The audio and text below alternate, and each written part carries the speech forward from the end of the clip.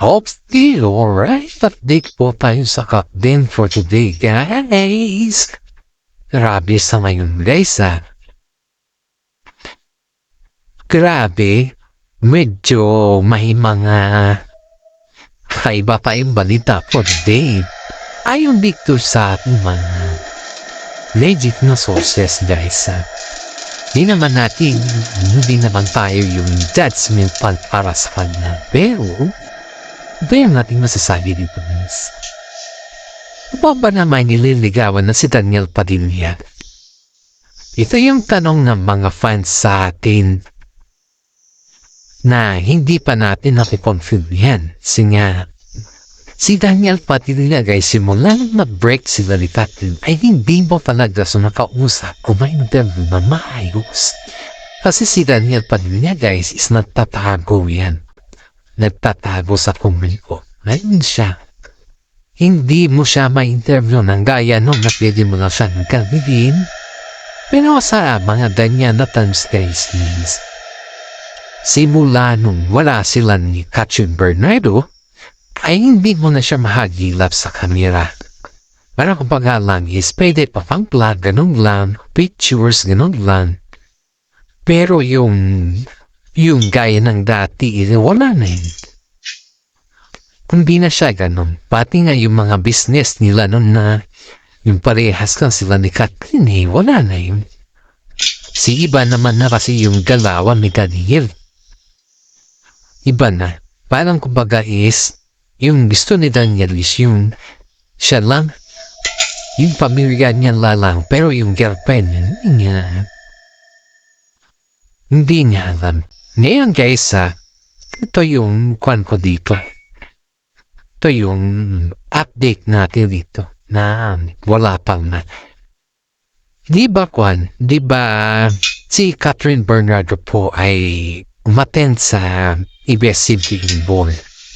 Ngayon, may nakapansin sa kanila na ayun, dito sa ating legit na sources natin, may nakapansin sa kanila na itong si Daniel Padilla, iba diretso lang si Katrin kasi yung unang dumahan tapos sunod yung incognito.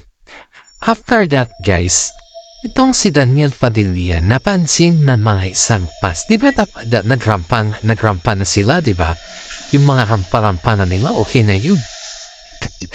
Sa event na yun, guys, ay may napakapansin sa kanya na di ba tapos na silang nagrampa, muna si Catherine, tapos si Tomnipo. Tapos, nasa event na sila, o sa loob na, di ba? Yun na. Mga sayawan, mga inuman, nandiyan na lahat. Kasi nga, ang ABS-CBN kasi, guys, kapag yan ay magic ball, hindi lamang yan pagandahan o katawan o pagandahan ng ground, kundi may mga funding na may mga big event din yan. Kasi, ang pasiyuhan kasi, o dyan, dyan mo makikita yung tinatawag na ano din mo matching move lang sa artista. Ngayon, ito yung kwanan. Ngayon, guys, itong si Daniel Padilla, nikop downward kung yan mapa. Yan ito sa ating legit sources medyo nakaimam ata daw ng pungki. Likot daw ng kanyang mata.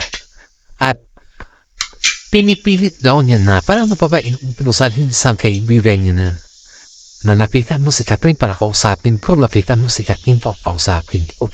Parang ganun daw kasi takot pala si Daniel. Dito dito sa ating legit na sources Takot pala si Daniel kay Mami Min, guys. Yes. Kasi si Mami Min pala, may rules pala yan kay Daniel na in-against nila. Kumbaga is, binayulit ni Daniel. Kaya, itong si Mami Min, dito niya na lang nalaman na na-violate ni Daniel yung rules niya. As in, guys, na-violate talaga ni Daniel. Kaya, ang dami nagsasabi na kasalanan naman talaga ni Daniel kung tutuusin mo. Kasi nga, kung nag-explain dapat siya or kung iniwasan niya yung mga dahilan niya, iniwasan niya ba yung ayaw na ayaw ni Catherine sa kanya? Eh, okay na sana. Kaso patuloy rin pala siyang nagyaganon. Tapos pag magkasama lang pala sila ni Catherine, guys, is parang okay man. Hindi mo maintindihan. Parang hingin-hingi daw pa si ni Daniel kay Catherine ng guys is magkaroon ng mga space kasi matagal na daw silang karoon ng tiwala kasi matagal na daw sila.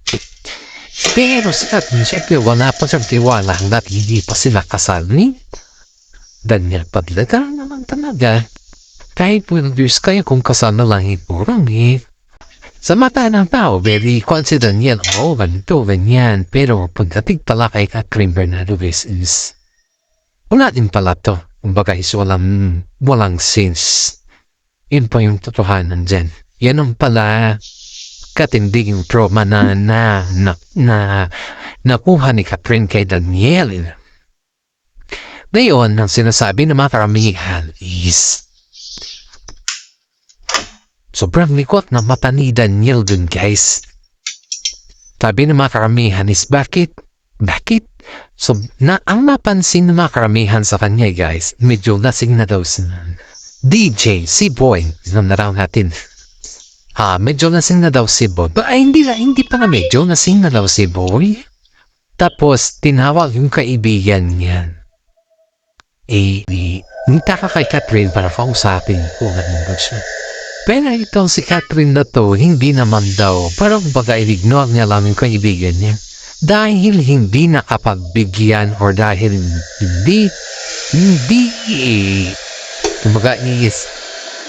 dahil hindi napagbigyan si Daniel kay Catherine, kaya heto na.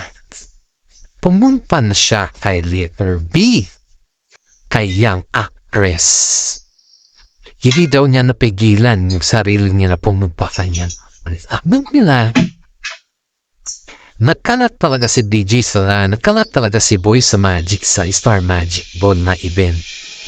Doon nila napagtanto na confirm daw yung issue sa kanila.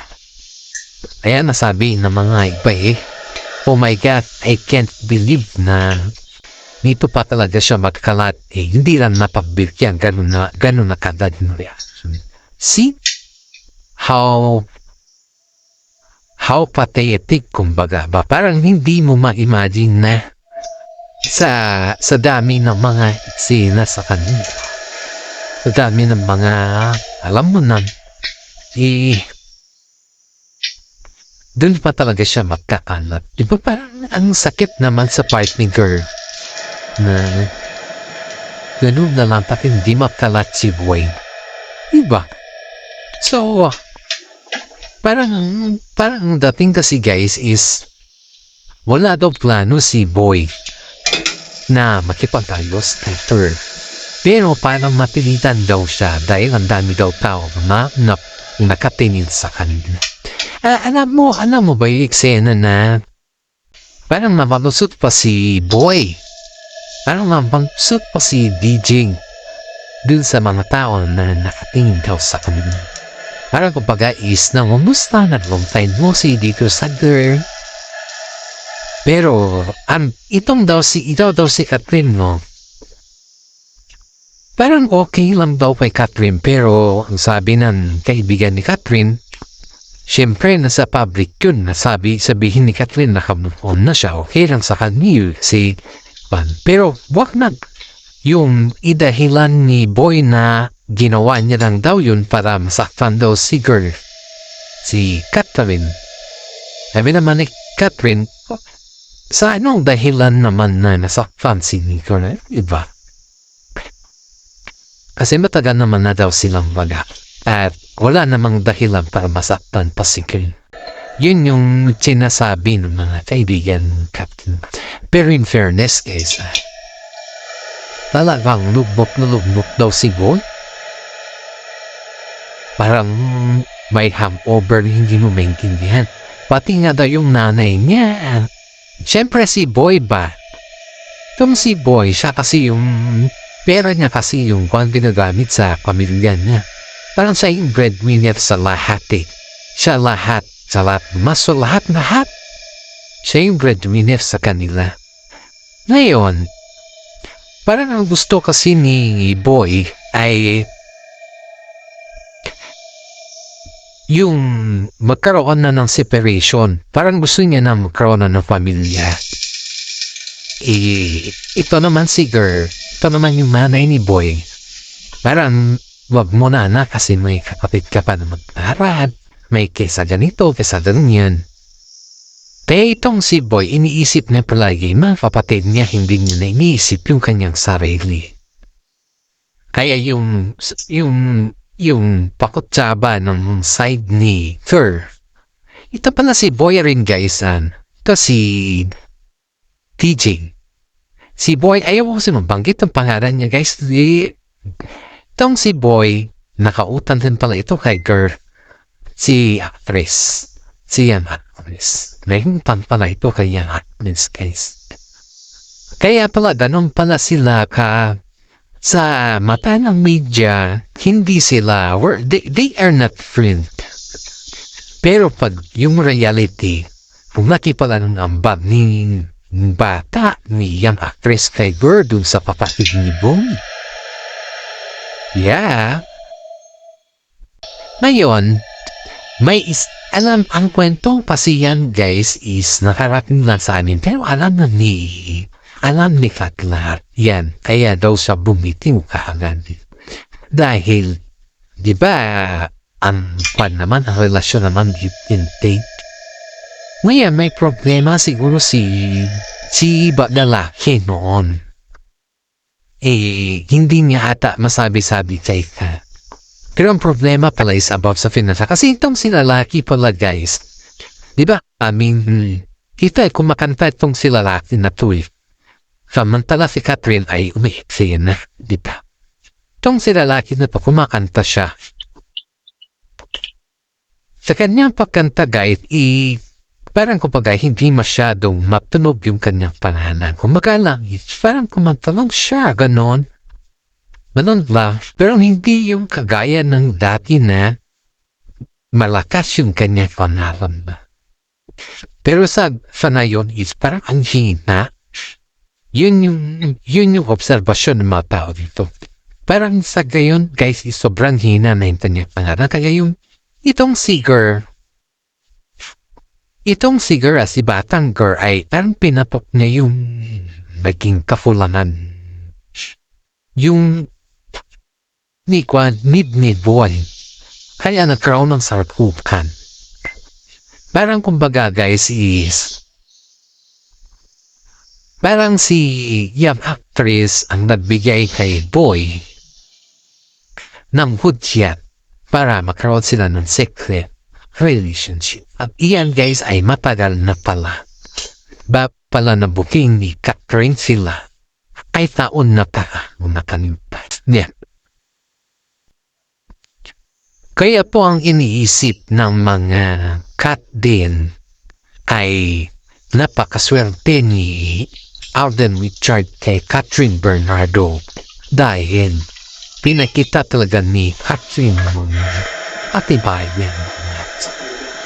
Guys, sabi ko, may alam din si Alden patungkol sa issues na pabot sa amin kay Boy at saka si Girl, young actress. Dahil bago naman pumasok si Alden sa mga issues ay paano kumbaga naging post ni si Catherine. Doon siguro mag-open maps happening. Kaya itong si Alden po ay alam niya kung ano history behind sila Catherine at itong si Boy. Kaya itong si Boy sobrang galit kay Alden Richard. Minhandam nagkumpara nga ang dami mag-compare kila Boy at saka itong si Alden Richard ay ang tagal, mas nauna pa daw ata si Boy sa showbiz compared kay, hindi ko alam po sino mas una sa kanila sa showbiz guys. Pero mas ang dami daw, mas ang dami daw pasabog ni Alden Richard compared dito. I don't know kung that's true kasi Pero ang daming napatunayan itong si Alden Richard compared hindi pa kay Boy. At yan guys ang daming nagsasabi daw dun sa loob ng event na siguro hindi pa nabayaran ni Boy yung alam mo na, utang. Kaya kapit muna sa kapatid. Kasi in fairness guys, hindi natin in-expect na si Boy ay nagkalat yung para yung kanyang utang. Akala lang natin wala siyang utang. Yung pala, nagpangat guys. Kaya, hindi. Sabi nga natin sa akin, sabi nga natin sa mga kasama natin na huwag tayo mag-judge ng kapwa natin kasi yan, sa hindi natin anak ng payat ng wapunin. Yan nga po yung sinasabi ng mga karamihan dito guys na nakakawa daw sila kay Boy. Nakakawa daw sila kay Boy. Pero yung pagdating kasi sa pamilya daw ni Boy is maluho. Lalong-lalo na daw yung kanyang nanay. Siyempre, pag nanay kasi yan guys, pag hindi mo pinabigyan, papayubanit. Sila payubanit. Parang in-expect mo na hindi mo, hirap. Ay, hirap talaga. Sobrang hirap kung tutusin mo. Pero ang sabi daw ni Catherine sa kanya, hindi nung sila daw ni Boy. Wala daw nababanggit ni Boy na ganun. Pero ang naputos ata kay Boy is yung mudra. Kasi yung mudra daw ata guys, ayun dito sa ating legit ng sources. Nung kasagsagan pa ng kanyang boyfriend, dahil boyfriend ay sagan pa ng kanyang boyfriend. Medyo hinayaan na daw ni mudra yung si Boy na kung ano daw yung gusto niya sabihin, kung ano daw. Pag may mga problema, nandiyan si Mudra. Pero nung magkahiwalay daw si Mudra at saka si Juan, Mudra at saka dito si boyfriend niya, dito naman nag-start sila Catherine ang Boy. Kaya pati itong si Mudra, nakikuusap kay Alden Richard pa not pwede is magkaayos sila Catherine tsaka itong si Boy. Kaso nga lang si Mami ba mas minabuting niya na hindi na mo na hindi na mo na magganon mag-copy dahil stress pa yung anak niya. You know guys, may tama naman si Mami Ming. Hindi naman kasi lahat ng mga bagay ay kita naman natin na lahat naman kasi ng mga bagay noon ay binibigay niya kay Boy. Ito si Catherine noon guys. Ayun dito sa ating legit na sources. Yung mga things naman meron kumbaga is ang priority niya talaga ito noon is si Boy. So ano daw gusto ni Boy? Okay lang daw sa kanya noon eh. Kaya awang-awa yung mga kasama nila si Showbiz kasi halos gusto ni Boy noon guys. Kaya nakukuha niya kahit ayaw pa yan ni Catherine. Kahit daw baga is tarang nalalapat na yung rights ni Catherine sa kanilang dalawa. Baga is okay lang yun as long as na masaya daw siya. Lalo-lalo na pag yung makikita niya na yung sikat si Catherine compared sa kanya. Parang ayaw niya yun. Oo, ganun daw si Boy guys. Parang ayaw niya na sabihan mo na mas ang daming kwan ni Catherine. Pati naman si Boy ganun ba? Kasi ayaw niya yun. Ayaw ni Boy na naririnig yung ganun. Gusto niya yung silang dalawa. Siyempre, kwan naman siya. Silang sunan. Ayaw niya talagang may umaangat. Mas gusto niya yung may angat talaga sa kanila. Ganun siya. Ganun kaya bang itong si Boy nagsimula.